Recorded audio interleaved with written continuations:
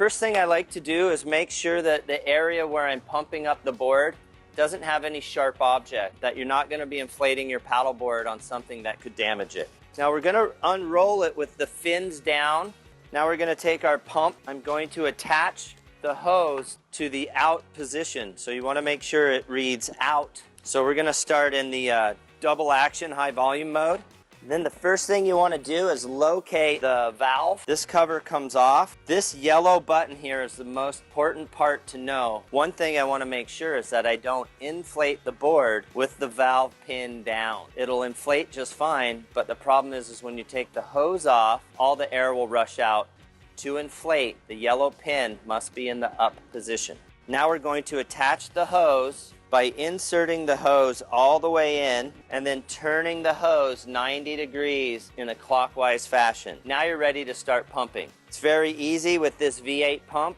You want to use the full range of the cylinder and the pump. If I'm just pumping like this, it's going to take a lot longer. Another thing to consider is to bend your knees. If you pump like this, you're going to get tired pretty quickly. Now that I've gotten most of the volume into the board, I want to change this valve position by simply switching this red lever to the single action mode. Now it's only putting air in on the downstroke. So as soon as that needle gets to the green part of the gauge, you're in the proper inflation zone. To disengage the hose, twist it. You should feel a little air come out, that's normal. Now it's very important to reinstall the dust cover over the valve and screw it in nice and tight. And there you have it. You're ready to get out and have some fun.